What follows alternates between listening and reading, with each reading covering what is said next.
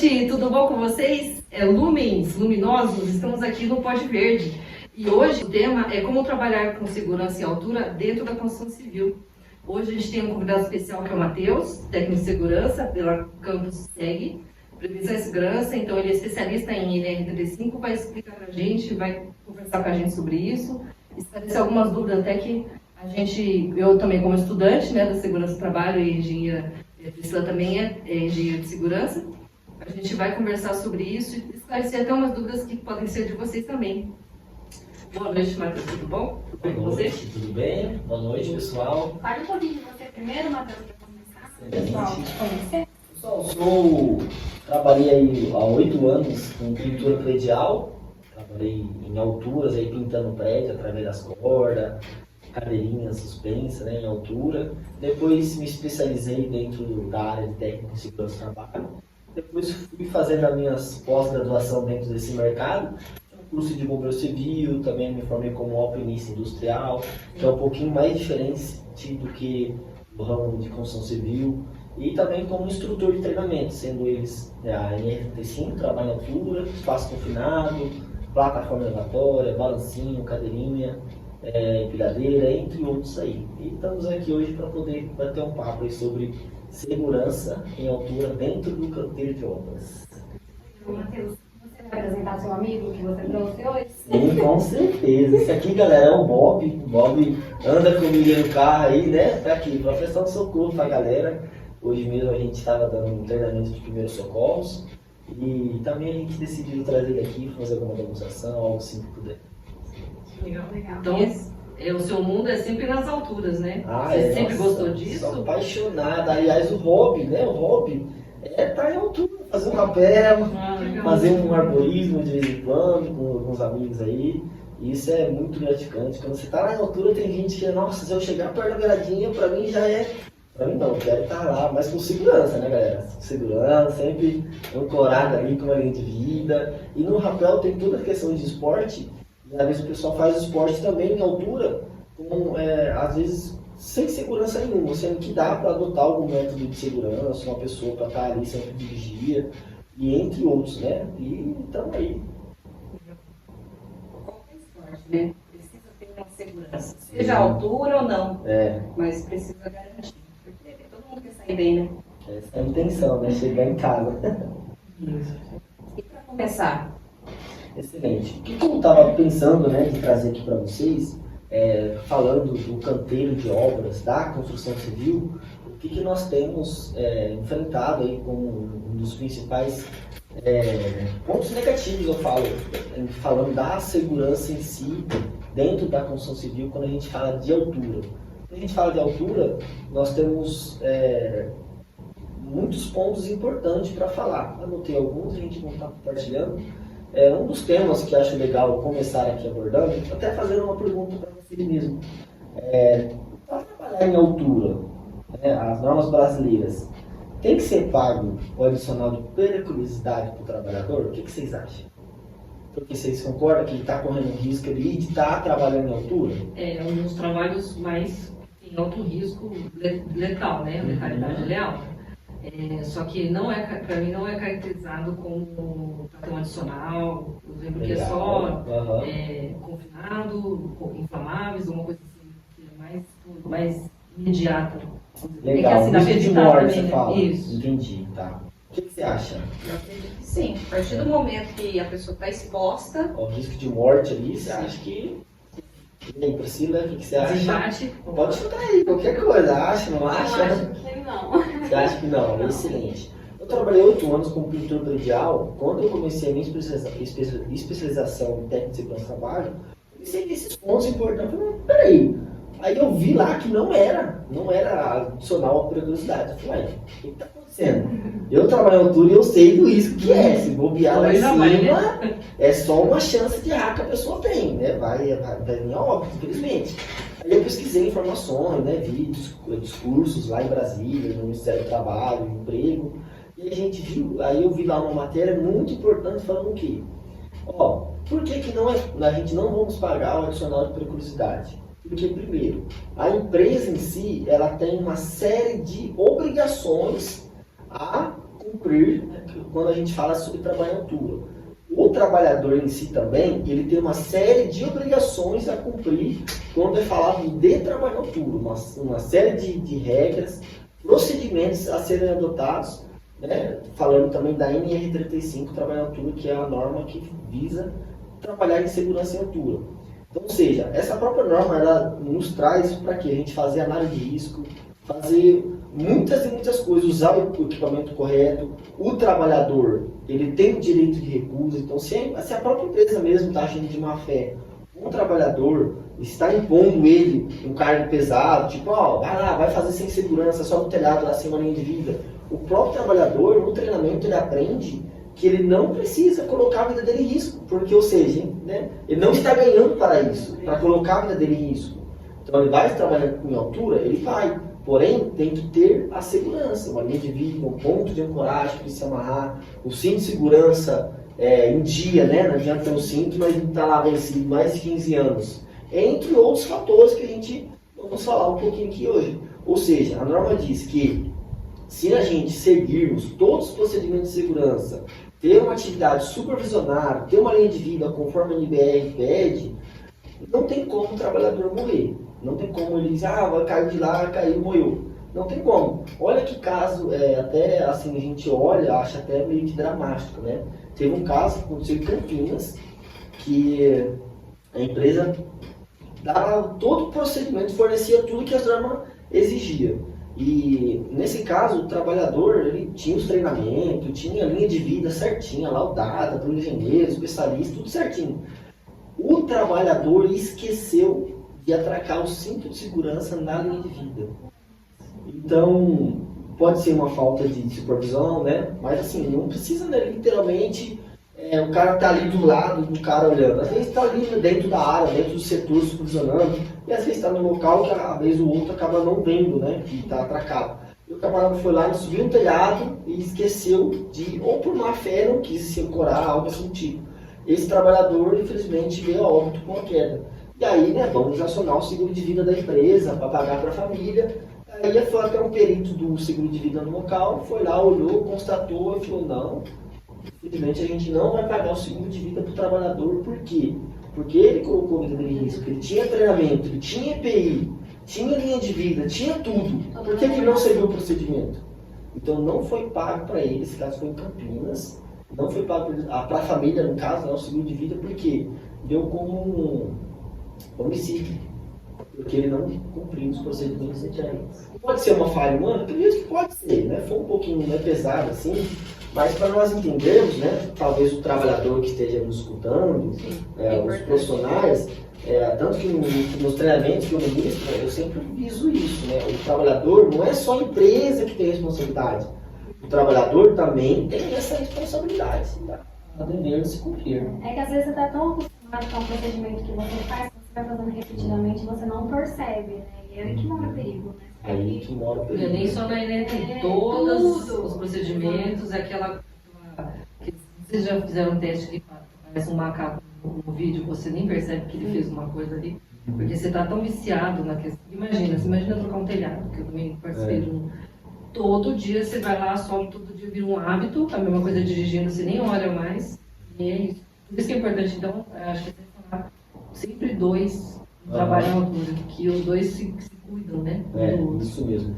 No trabalho à altura, a própria norma diz que o trabalho à altura tem que ser supervisionado. Né? Por quem? Aí a norma deixa bem claro. O método de supervisão vai ser definido através da análise de risco. Quem vai fazer essa análise de risco? Alguém responsável da empresa, um técnico de segurança, alguém da área ali, ou a galera do SESC, da CIPA, se tiver, mas que tem que ser feito, ou seja, a análise de risco ela é obrigatória. A NR35 também ela nos fala que existem dois métodos para a gente garantir uma segurança na operação do trabalho.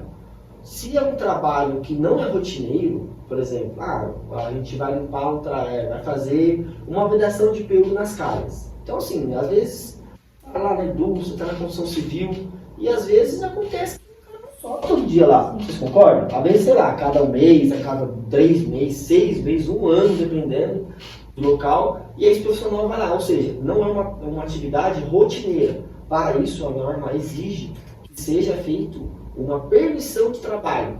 Para quê? Para aquela atividade.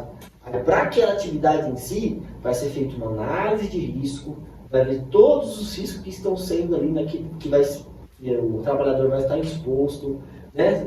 Todos os equipamentos de proteção coletiva que ele vai ter que usar, os EPIs, os cintos, né? Entre outros, para poder ter uma liberação adequada. Quando é um trabalho rotineiro, ou seja, todo dia o pessoal está fazendo, por exemplo, que nem ela citou, a gente vai trocar um telhado, às vezes a reforma do telhado, sei lá, dura um mês.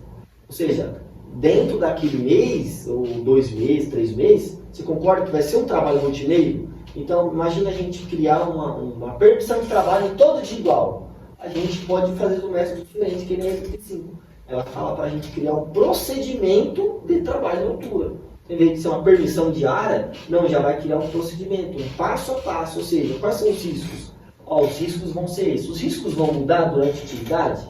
Não, os riscos não vão mudar, então os riscos vai ser mesmo. Então, os equipamentos de proteção coletivo e individual vão ser os mesmos. O procedimento de segurança, que é subir, o cara já subir preso na linha de vida, chegar lá em cima, andar com travaquedas, por exemplo, entre outros fatores, procedimento, então se cria um procedimento.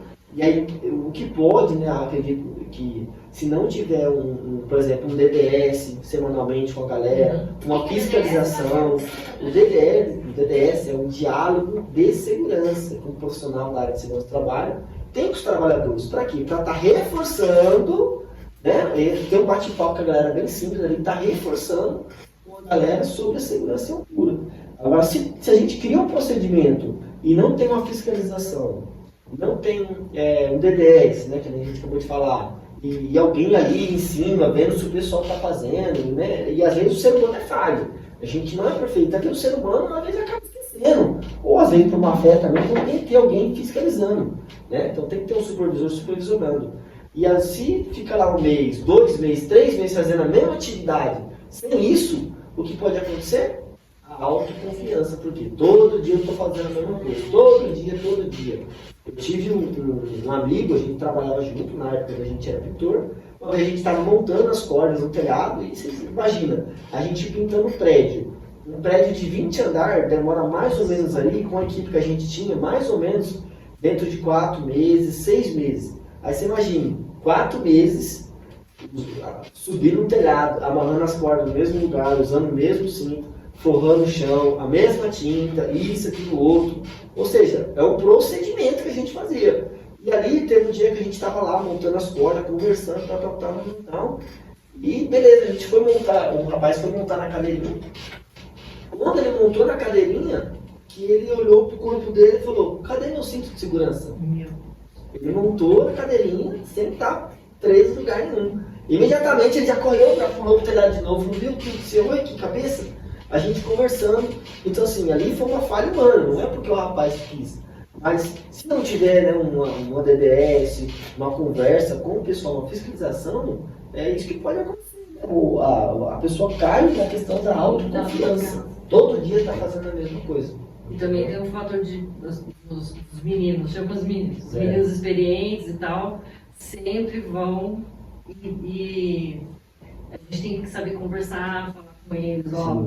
Eu sei, o senhor está aqui, nasceu, cresceu num telhado, mas eu sei que tem essa situação, a empresa está reforçando, então a gente tem que estar na casa deles, né? Estamos na casa deles, temos que seguir as regras da casa do visitante, que a gente e vai. Normalmente é assim. Eu entrei nessa área bem novo, aproximadamente com uns 20 anos, então assim, todo mundo que eu meio que fiscalizava, orientava, a maioria são mais velhos que eu. É mais difícil. Então já é um desafio pra gente, né? Pô, a pessoa mais velha, nossa, quando você nasceu eu já trabalho com isso.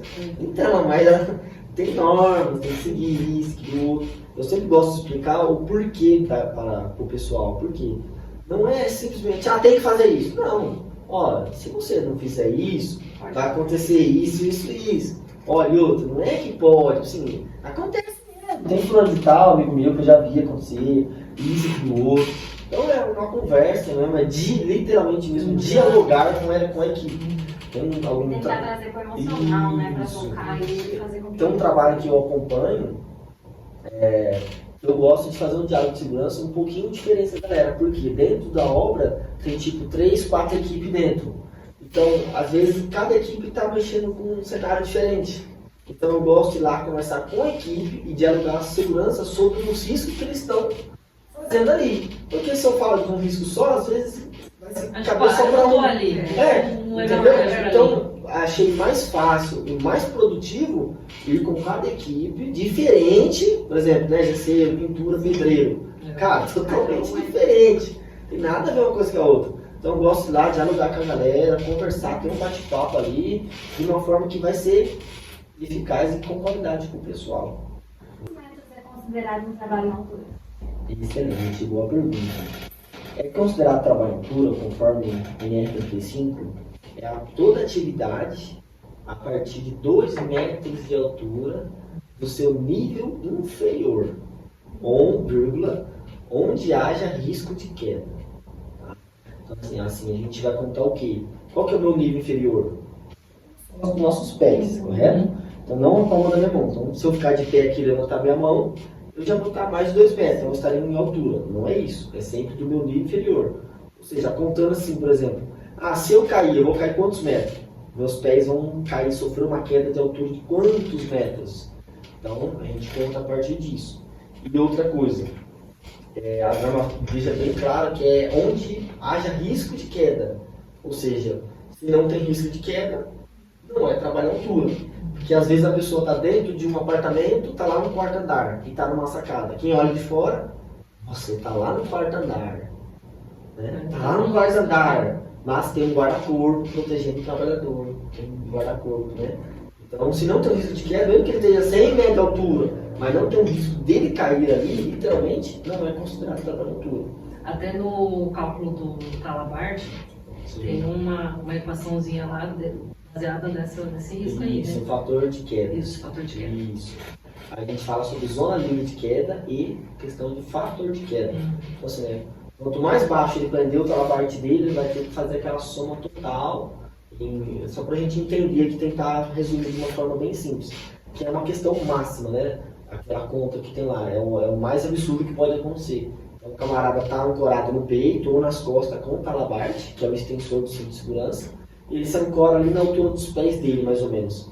Então, para ele estar seguro, de uma forma que ele não vai tocar o chão, ele tem que estar ali mais ou menos, dependendo do Calabart, 4,5 metros, 5 metros de altura. Então, mas se eu tiver 2 metros e eu usar nessa condição, certamente o trabalhador vai bater ao solo. Não vai estar aprendendo. Por isso que é muito um ganho, né, para a empresa e para o trabalhador sempre fazer análise disso. Opa, peraí, onde é o ponto de ancoragem que a pessoa vai atracar o seu cinto de segurança? É por isso que tem toda essa questão de análise de risco, né, e obedecer à questão de zona livre de queda, fator de queda do trabalhador, entre outros fatores aí dentro. E falando de documentação, a empresa ela precisa ter quais documentos o trabalhador precisa apresentar? Excelente, boa pergunta. A norma, né, tem uns 36, 37 normas a seguir aí, fora NBR de recomendações, né, que tem um monte mesmo, é muito bom seguidas. A empresa, ela tem que como posso dizer, ela tem que se precaver, né? Também sou empresário nessa área aí de pintura, então a gente temos que se precaver o que as normas têm a nos fornecer. Então, às vezes eu disse, a norma cobra isso, mas se for ver, é uma segurança tanto para o trabalhador quanto para o empregador, né?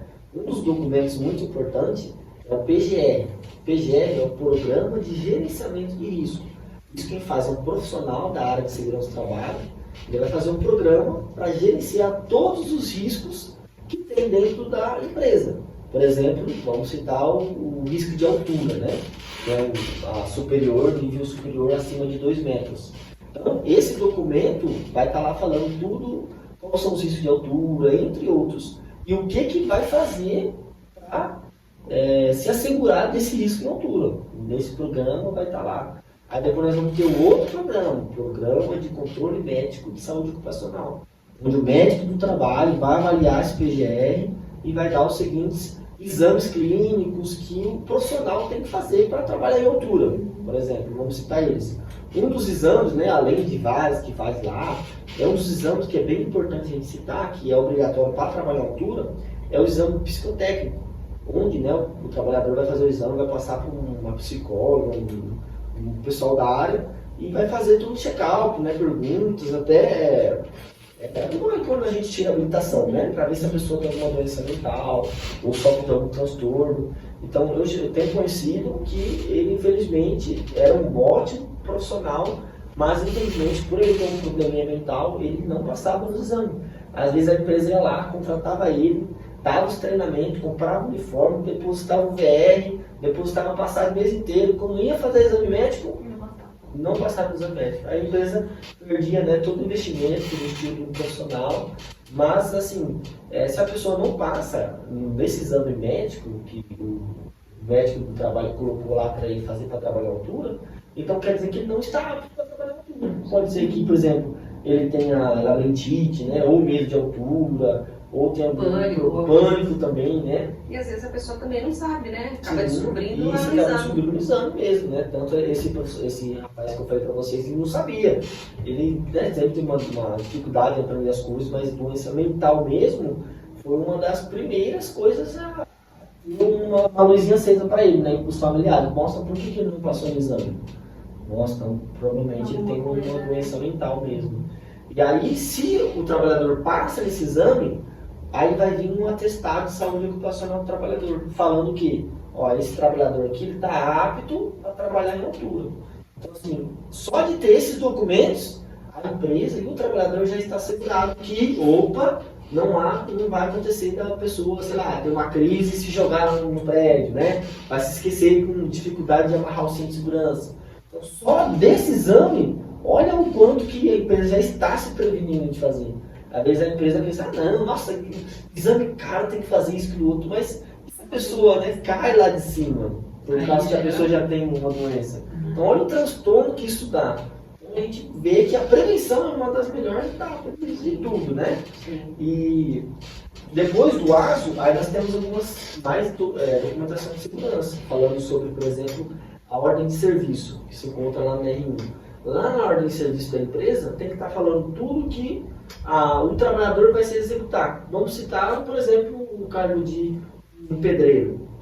O que ele vai fazer? Ele vai usar a ferramenta tal para fazer corte.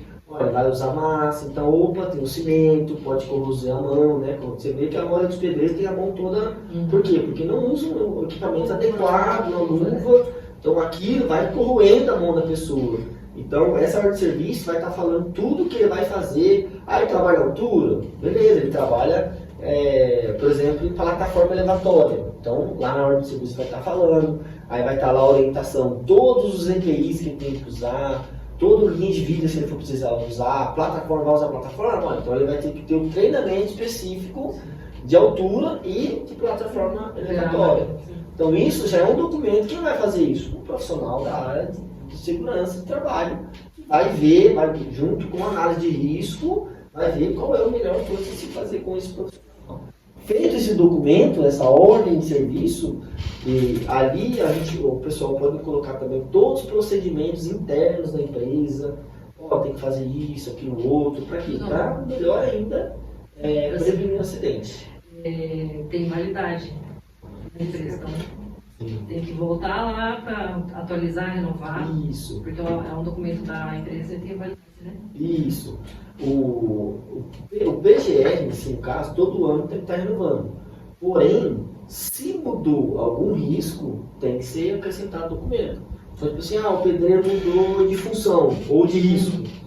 Tá trabalhando com uma outra coisa lá. O correto é ir lá, fazer um novo documento, ou alterar esse risco no documento, acrescentar. Isso, quem tem o dever de se fazer? A empresa. Isso é totalmente responsabilidade da empresa garantir que o trabalhador não vai se acidentar ou vai sofrer algum dano de saúde. Lembrando que essa ordem de serviço também é importante para a empresa se prevenir, né? Caso for algum acidente, está constatado ali que ela entregou todos os EPIs certinho para o funcionário, se ele não usou corretamente, né?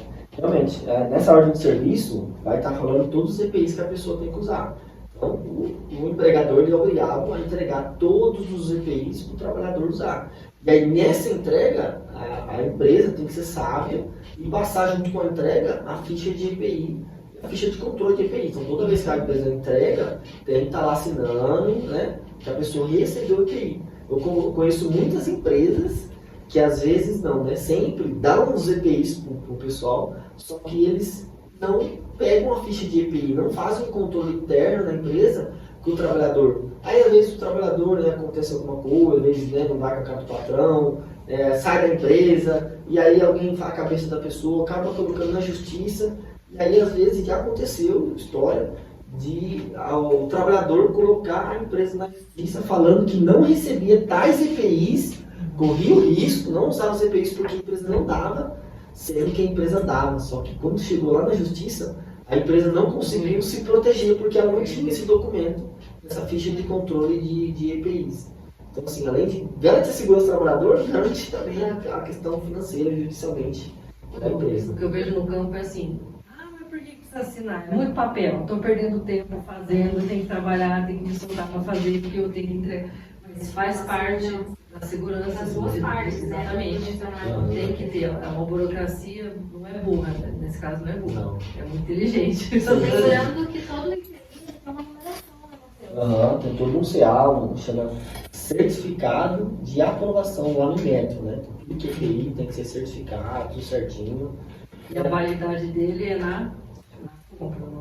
O ideal é você comprar o equipamento já com a validade mais perto, né? Mas aí muda a questão da validade do equipamento e da validade do CA. O CA é apenas um certificado de aprovação. Por exemplo, imagine que você vai ser uma fabricante de móveis, EPI. Você vai ter que fazer um modelo e levar lá no Inmetro. Aí o Inmetro vai te dar um CA, um número, por exemplo, 001. Esse número vai estar válido dentro de 3 anos para você fabricar e vender como um EPI, aquele modelo, ok?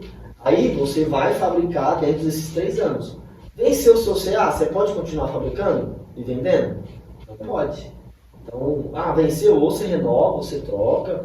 Aí quando a gente for pegar um EPI, por exemplo, uma botina, imagine que o CA dela venceu em 2014, por exemplo. 2014. E a bota dela foi fabricada em 2015. Então a bota dela foi fabricada quando o CA dela estava válido? Não, já tinha vencido. Então quer dizer que aquela bota ela não está dentro dos conformes. Entendeu? Pode ser acontecer desgastado, qualidade, diminuiu a resistência e... Não tem uma garantia, né? A empresa não tem como garantir. E quem deve fazer essa inspeção dos EPIs? A inspeção dos EPIs, ela tem algumas para a gente fazer. Temos a inspeção de compra, quando a gente compra equipamento. Pode ser um profissional da área de segurança do trabalho, que seria o mais ideal. Mas o trabalhador pode fazer, um engenheiro, dependendo. A inspeção da compra, né? Comprei, preciso saber se está certo. Né? A questão do CA também. Às vezes a empresa compra em quantidade, né? Isso. E só vai distribuindo.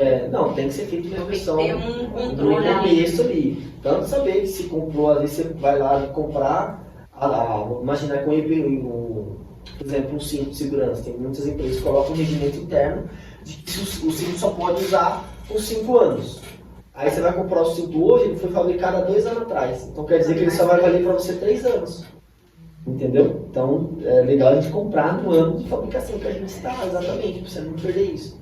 Então, tudo isso. Agora, a inspeção nos EPIs, quando a gente se trata de altura, ela é diária. Quem vai fazer? Isso é responsabilidade do trabalhador. Vai trabalhar em altura. Então ele é obrigado a fazer a inspeção do seu cinto de segurança, sua bota. Rasgou minha bota aqui, o meu óculos quebrou. Qual que é a obrigação do trabalhador? Ir lá para o responsável da empresa solicitar a troca. Entrega o antigo, pega o novo, vai lá e assina a ficha de EPI que recebeu naquela data ali certinho. Entendeu? Então isso é muito importante. E aí, outros documentos que são muito importantes também é a questão dos cursos, né? Dos profissionais realmente fazerem o curso. Por exemplo, para trabalhar em altura dentro da construção civil, vamos falar uma altura mais básica, né? Um andaime baixo, uma escada, vamos falar mais ou menos disso, né? E o básico é o quê? Um curso de NR18 básico, que vai falar sobre integração, sobre a indústria da construção civil, e também do treinamento da NR35, que é um treinamento que é exigido que seja em 8 horas, sendo 4 horas teóricas, 4 horas práticas.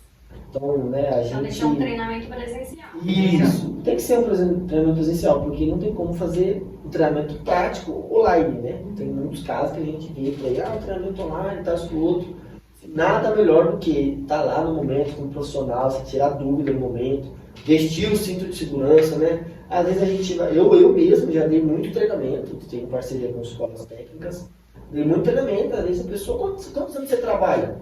Eu trabalho faz 15 anos, sempre trabalhei e tal. Beleza, vamos pôr o cinto todo mundo. Ih, rapaz, como é que coloca esse negócio aqui? Então assim, peraí, ele trabalha tantos anos e ainda não sabe colocar o cinto de segurança, aí ele dá desculpa do quê? Não, meu cinto lá é outro modelo, é diferente, é mais básico, o senhor é muito sofisticado. Sei. Então assim, às vezes você pega a pessoa no pulo, né, cai na sua própria mentira.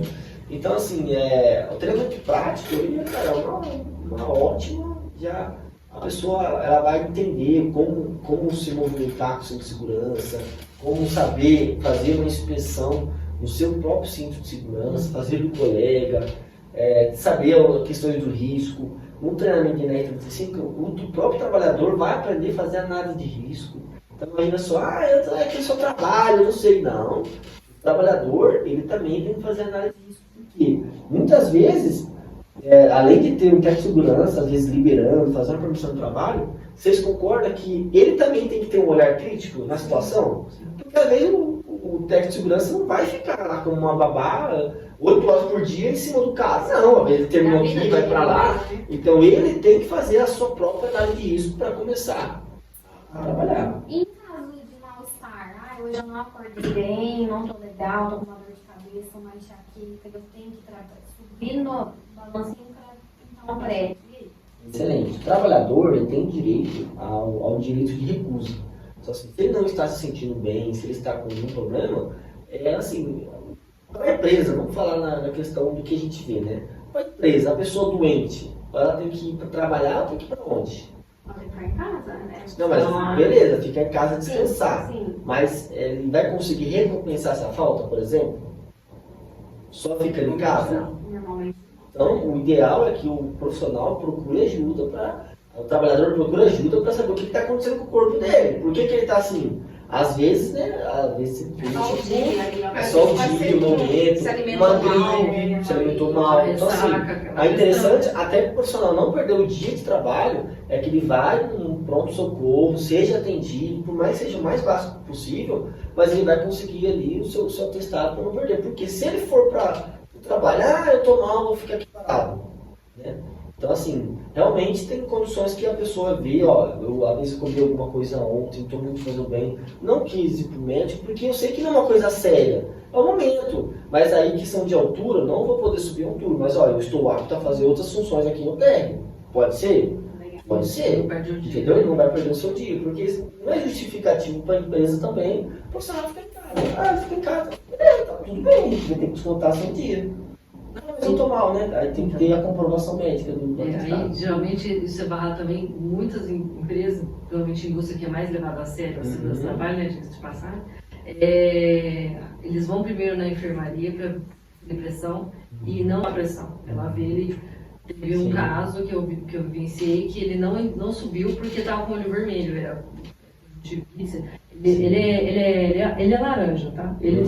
Sempre desde que eu entendo por gente que ele sempre foi assim, só que ele tá muito. Então ela falou que poderia ser até a questão da insolação, e ele não subiu. Excelente. Então, assim, isso é um procedimento interno que a empresa pode adotar. Já evita qualquer situação ali, né? Só o fato de aferir a pressão ali antes de subir em altura, nossa, isso é uma boa prática, tanto para o trabalhador quanto. Às vezes eu mesmo vou trabalhar dentro de alguns prestar algum serviço, a gente vai lá, faz a pressão. Às vezes tomei correria, tomo aquele café, né, tal, chega lá, a pressão está um pouco alta. Aí a pessoa, peraí, vamos, né? Mesmo que eu sou técnico de segurança formado, eu entendo que eu também sou ser humano, não é verdade? Então a gente temos que tomar cuidado. E a pressão alta você não sente, às vezes não tem sintoma, só lá na hora de medir mesmo. Excelente. Assim, a prevenção é a melhor maneira para se trabalhar com segurança segura, né? Então, a questão do certificado, falando em altura, dependendo do que o profissional vai subir em altura, por exemplo, uma escada, um andaime, um balancinho, uma cadeirinha, uma plataforma elevatória, dentro lá da NR18 nós temos todos os anexos e os conteúdos programáticos para dar um treinamento para o trabalhador. Por exemplo, aquela plataforma elevatória, né, parecida com o Caminhão Multi. O treinamento dela é básico, é 4 horas, mas ali o profissional vai aprender a fazer uma análise de risco de uma plataforma elevatória, saber como trabalhar, onde prender o cinto de segurança. A gente vê aí relatos pela internet que às vezes o pessoal sobe lá e o equipamento cai. Nossa, mas como assim? O equipamento não é seguro? O equipamento é seguro, mas se manusear ele de uma forma errada, sem treinamento, dá uma arma na mão do trabalhador. Exato. Aí aperta lá, gira. Realmente. Então, assim, imagina só, só dos riscos que eu vou citar aqui de plataforma elevatória. Às vezes a pessoa está tão focada ali na parede, subindo, né? Vai subindo, vai fazendo trabalho, vai subindo, até que chega um certo momento que toca numa rede elétrica, aquele equipamento de ferro. O que acontece com o trabalhador? Choque. A pessoa pode cair lá em cima, pode pode vir a óbito mesmo, né? Através do choque. Então, trabalho à altura não é brincadeira. Uma PR preveniria, chamaria atenção pela rede de energia. Sim. Então, para mim, né, eu penso que a PR é tão importante quanto uma PT. Porque você pode liberar, mas de repente tem umas condições que não dá para trabalhar. A condição dependendo, por exemplo, liberou aqui nessa parede, né? Mas às vezes não fez uma PR naquela parede dali. Isso. Era aquela parede dali, por isso que no treinamento de altura, o próprio trabalhador aprende a fazer análise de risco. Né, que é a APR, Análise Preliminar de Risco, ou seja, antes de começar a atividade, tem que fazer essa análise preliminar de risco. Pode ter chovido no outro dia, pode ter uma mercadoria ali, tem interdição, pessoas, enfim, o ambiente todos os dias mudam. Sim, todos os dias tem uma análise. E a gente falou agora dessa parte de EPI, né, tudo, mas o que é um ponto de ancoragem? Excelente. Ponto de ancoragem, conforme a norma preconiza, né, NR35, NR18, também temos a questão da NBR 16325, 1 e 2, que fala sobre ponto de ancoragem, linha de vida, é onde literalmente a pessoa vai amarrar a sua corda para ou fazer um acesso ou fazer uma linha de vida para trabalhar com segurança. Provisório ou não, né? Tem que ter ancoragem. Tem que ter ancoragem. Então, assim, isso é dentro da construção civil que nós vemos, isso ainda, infelizmente, ainda está gateando, né? Quando a gente fala de ponto de ancoragem, a gente acompanha aí, às vezes, algumas construtoras, prestam serviço, e aí qual é o ponto de ancoragem que o pessoal usa normalmente para amarrar os balancinhos, amarrar a cadeirinha para fazer no momento da construção do prédio, qual é? Infelizmente, ainda é aqueles vergalhões dobrados. Os vergalhões dobrados, o pessoal, né? Ou seja, eles fazem assim, injetam na laje e concretam junto com a laje. Mas geralmente, às vezes, pega a lata, né? Sim, isso aí é pior ainda, né? Só vai piorando, né? Já vi esses casos. E fica pior, né? Aí pega a corda, sabe a corda que você tem lá no fundo do aí você quintal, vai não dá pra ver, então não vai cair. Bem isso, cara. Então, assim, o ponto de ancoragem, ele tem uma normativa já, uma NBR, que já se trata disso. Um dos exemplos é o quê? O ponto de ancoragem, ele tem que ser de um material inoxidável, tem que ser um material de aço inox, para não enferrujar com o tempo. Se a gente vê aqueles vergalhões, eles enferrujam muito rápido, aí o pessoal constrói o prédio, beleza. Aí vai lá, constrói o prédio, aí depois de 10 anos, eles vão reformar o prédio. Quando eles vão reformar o prédio, o que está lá? Está lá o vergalhão dobrado. E aí está lá tudo podre. Eu mesmo já pesquisei um que a gente chegou, relou o pé e quebrou. Então, como que a pessoa se amarra num vergalhão dobrado, né? E aí, tudo isso vai estar no PGR, Programa de Gerenciamento de Risco. O trabalho deles vai ser através de acesso por cordas. Ok, onde eles vai... Qual que é o risco de soltar uma corda? Onde eles vão amarrar essa corda? Tem que estar seguindo a NBR 16325, por exemplo, né? Dispositivos tipo A. Em aço inox, conforme a própria NR18 cita também, NR35, fala sobre o seu anexo 2 do sistema de ancoragem. E hoje tem empresa especializada, tem teste, tem um aço, enfim, tem tudo isso. Realmente. Então, pode ter os especialistas aí. Somos especialistas, pessoal. Precisar ir, eles vão deixar a nossa arroba aí, entra em contato, então segue. Consultoria de serviço, a gente presta esse serviço também, tanto instalação de linha de vida para galpão, telhado, prédio, e também os pontos de ancoragem, né? Então, tem que ser feito um projeto ali de execução para instalação, um croquis de instalação também tem que ser feito instalação conforme. Quem pode instalar isso? Não é qualquer pessoa. Tem que ter um treinamento específico para ser instalador de ancoragem, conforme a norma. E depois de ser instalador de ancoragem, a pessoa vai instalar, depois de instalado, esperar seu tempo de cura, vai ser feito um teste de confiabilidade no ponto de ancoragem, que é um equipamento que se chama dinamômetro, encaixa lá no ponto de ancoragem, vai dando a carga, a gente coloca, segue uma norma europeia de 750 kg na força, para saber se o ponto foi instalado corretamente, conforme o projeto, conforme as normas vigentes que nós temos no Brasil. Porque tudo isso para evitar, para não cair, que vai aguentar 700 e tantos Realmente. quilos, né? Eu tenho uma condição de uso também, não pode usar o ponto de ancoragem de qualquer jeito, colocar uma carga superior. Tem gente, já viu um caso também, o pessoal estava construindo um prédio e colocou o ponto de ancoragem só para o trabalhador, individual, uma pessoa só. Trabalhar, executar o trabalho. Uma pessoa foi lá e colocou um amarrão guincho elétrico. Ele estava subindo lá tipo 300 kg de massa de reboco.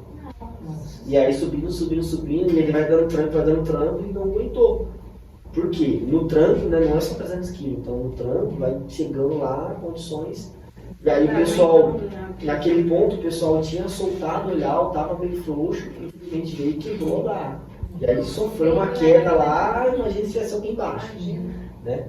Assim, o mau uso também é uma condição extrema, por isso que tem que ter um passo a passo como se usa, garantia, situações de perda de garantia, entre outros, e tudo isso a gente atende e faz tudo certinho. Tá bom? Outra coisa muito importante, pessoal, da gente frisar também, para garantir a segurança, a própria norma NR35 cita que todo trabalho em altura ele tem que ser supervisionado. Por quem? Quem vai supervisionar o trabalho em altura? Essa fica a pergunta, na verdade. A própria norma diz que o trabalho em altura vai ser supervisionado através da análise de risco. Quem vai ser esse supervisor?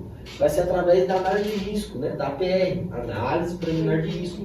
Então nós vamos ver a condição, qual é o trabalho que o pessoal está fazendo, qual é a situação, e aí dentro dessa situação a gente vamos colocar quem vai ser o supervisor. Muitas situações, dependendo do trabalho, o próprio parceiro do trabalhador não vai ser o supervisor do outro. A maioria das vezes fica um ajudante, por exemplo, a pessoa fica no chão, é ele que vai estar supervisionando, dando um apoio, caso de emergência, vai chamar o resgate, isso é perigoso, entendeu? E além da supervisão em altura, outra coisa também, né, para trabalhar com segurança também em altura, né, além de tudo isso, que nem a gente, comecei falando aqui sobre, mas o adicional de periculosidade, né, a gente sabe que a ferramenta mais falha que tem, quando a gente se fala de EPI, de treinamentos, de cordas, entre outros, o equipamento mais falho que nós temos, infelizmente, é o ser humano. Então, mesmo que adote o procedimento, às vezes o profissional não está muito bem com o familiar, às vezes perdeu um ente querido, está passando algum momento emocionalmente, e aí, infelizmente, pode ser que aconteça que a pessoa ela pode sofrer um óbito, ou até mesmo sofrer algum outro acidente, mesmo dentro do trabalho ou fora, sofrer e vir a óbito. Então, a empresa, para ela se garantir a sua própria segurança, tem que apresentar o seguro de vida para o trabalhador. Né? Tanto que até alguns cargos são obrigatórios que pagam por causa da questão do sindicato dos trabalhadores. Né? Dependendo de qual é o cargo da pessoa, já é obrigatório. Né? Então, a segurança da empresa, senão ela tem que desembolsar milhares e milhares ali para poder recompensar a vida dessa pessoa. E é bom também os colegas observar o outro, né? Um acaba sendo supervisor tem que ser uma do outro, equipe. né? Todos somos, todo mundo é responsável pela segurança, é a máxima de toda qualquer empresa. E aí, pessoal, fica a questão também de procedimento interno, para nós finalizarmos aí, tá bom? Procedimento interno, quando a gente, cada trabalho, cada empresa tem que fazer a sua própria análise, de contratar um profissional, para saber cada caso que é trabalhar à altura, porque a gente não pode generalizar. Cada setor é um setor. Quando a gente fala em construção civil, né, tem pedreiro, tem pintor, tem tudo que a gente pensar aqui. Tem o pessoal que sabe para a área, né? Tem muita gente. Cada um tem um risco específico. Né? Então, às vezes, a empresa, para ela garantir sua segurança e a segurança do trabalhador, tem que ser implementado procedimentos internos. E aí vai lidar, vai saber o que pode implementar, né? Que nem você falou da questão de aferir pressão. Procedimento interno, isso é muito bom para quê? Para prevenir ali que a pessoa esteja mal, entre outros, tá? É muito bom na construção civil, assim, porque aí tem vários, né? Tem umas obras menores, tem umas obras maiores. Quando tem uma estrutura maior, tem sim uma segurança, porque tem mais gente trabalhando, mas assim, eles têm umas condições de proporcionar uma análise correta, uma situação mais de prevenção com a aferição, mas quando é menor, a margem de risco ali, por conta até da pessoa não ter investimento mesmo nesse setor, acaba tendo realmente uns acidentes, né? Outro procedimento interno que a empresa pode adotar, por exemplo, é o treinamento de primeiros socorros. Treinamento de primeiros socorros. Mas por que? Não é obrigado, não precisa disso, no meu PGR não está falando isso. É o meu poste da empresa. Não tem a necessidade, às vezes só tem 3 trabalhadores lá na minha empresa, isso, naquele setor da minha obra, não precisa disso. Mas isso é uma prevenção, porque se alguém passa mal, sofre alguma coisa, por exemplo, você está aqui 3 situações bem simples que pode acontecer dentro do canteiro de obra, que se o amigo, né, o parceiro, o supervisor não estiver preparado, essa pessoa pode vir até a óbito porque não dá tempo do SAMU ou bombeiro chegar no local. Primeiro dessas situações é uma vítima que sofre, por exemplo, uma parada cardiorrespiratória. Imagina só, a pessoa está lá trabalhando com eletricidade, vai lá e toma um choque muito forte que evolui para uma parada cardíaca. Então, essa pessoa ela tem que ser feito os procedimentos de atendimento, porque se não fizer, mais ou menos dentro de 10 minutos, essa pessoa pode ir a óbito e não dá tempo do bombeiro chegar. Porque o que é a parada? É oxigênio, né? O coração para e a pessoa para de respirar, então não está chegando oxigênio no cérebro. Não chegar oxigênio no cérebro, a pessoa dentro de 10 minutos, na verdade até menos, 2, 3 minutos já pode estar secando o cérebro, de vida mesmo, assim, 10 minutos no máximo, bem tardado. E outra condição é o engasgo. Imagina a pessoa estar almoçando lá no canteiro de obra, a pessoa sem engasgo. Como que vai desengasgar o parceiro? E aí, beleza, não conseguir desengasgar. Até levar para o pronto-socorro, até chamar o SAMU, quanto tempo vai demorar isso, gente? Quanto tempo que um profissional pode ficar sem oxigênio no cérebro? Então é muita coisa.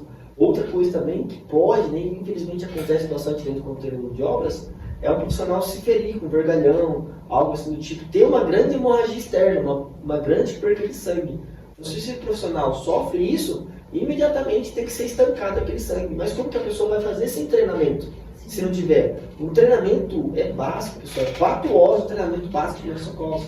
E tem muitas pessoas que infelizmente não sabem, né? E leva para o dia a dia, não só para o trabalho, né, de casa. Outra condição também que é muito importante, né, ao sair um pouco, é se a pessoa cai de altura. A pessoa teve uma falha humana, ela caiu. Né? Às vezes ela sobreviveu. Mas ela caiu de uma forma ali que ela não pode se mexer, tem que estabilizar ali a coluna cervical dela. Aí a pessoa, em vez de ajudar, vai lá e mexe na pessoa, tenta ajudar.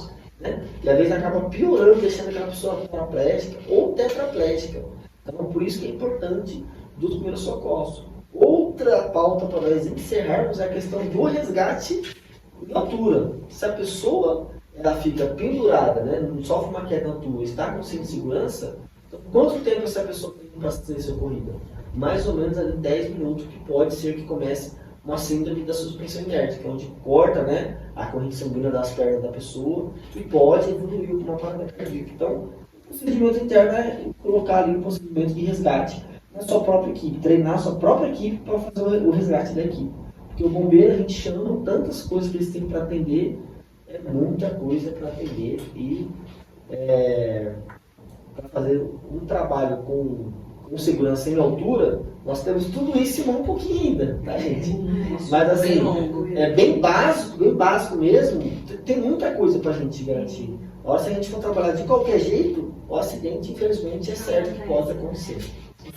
Voltando um gancho aí da parte de socorros, né, que eu acabei de lembrar aqui, é quando os condomínios eles vão renovar o ABCB, né? Aí geralmente o que precisa? De uma quantidade de pessoas para fazer a brigada de incêndio para poder fazer essa renovação. Ninguém quer fazer, porque fala, vou perder um dia lá fazendo, gente, mas é muito legal. E vale a pena fazer porque você aprende toda essa parte de primeiro socorro. Não é um dia não, é meio período, só 4 horas só. É meio período. Entendeu? Mas o conhecimento você leva para a vida inteira. Às vezes pode ajudar a salvar a sua só Sua ente querido, família, sua família gente. dentro da sua casa. Você bebê engasgou, Mas mas essa pessoa vai. fica 4 horas mexendo no celular. Sim, bem isso É mesmo. bem A legal. maternidade, a gente estava com um projeto da gente mostrar isso na maternidade, apresentar um projeto, porque quando a gente vira mãe, a gente não recebe essas coisas. Eu O tive pré-natal essa não é ensinado, né? Não tem como Infelizmente. ensinar como desengasgar. E vira e mexe, tem vídeo de gente desesperada indo pro bombeiro, mas você poderia, Sim. sabe? Eu sei que é um pouco desesperador, você é um ente querido, mas assim, em festa, idoso, né? Comendo bolinho, sempre vai ter uma situação. E tem até a situação de você se livrar sozinho. Como é que você está sozinho? Verdade. Você aprende isso, que eu nunca. Sim. O auxílio de uma cadeira, né? Tem Isso, toda tem uma uma questão técnica. super bacana que vai salvar a sua vida. Sabe? Até fratura de idoso que cai em banheiro, tem muito isso. Aham, tem. A gente aprende como fazer isso. Excelente, cara. Bom, mas acho que é isso também. O assunto é muito amplo, tem muita coisa pra gente conversar, mas a gente Deu aprendeu pra dar uma pincelada aí. que existe uma norma regulamentadora, né, que regulariza esse tipo de trabalho, que a empresa ela tem que capacitar os funcionários, né, dar todo o treinamento, verificar as condições médicas, né, se ele pode estar trabalhando. O colaborador ele precisa verificar se está apto a trabalhar, se ele pode trabalhar ali. Então, é bem bacana, né? Muito amplo para a gente estar conversando. Acho que foi de grande aprendizado para todas, né? Sim. Gratidão, pessoal, pelo convite aí. A gente Precisar, agradece, estamos à de disposição. verdade. Tudo bom. E dos demais também, que precisar de serviço, consultoria, serviço também, a gente estamos aí para poder ajudar, auxiliar a empresa de vocês. Estamos à disposição, gratidão. Vou deixar o arroba do Matheus aí para vocês entrarem em contato com ele. Então é isso, gente. Até a próxima. Tchau. Tá, pessoal? Nós.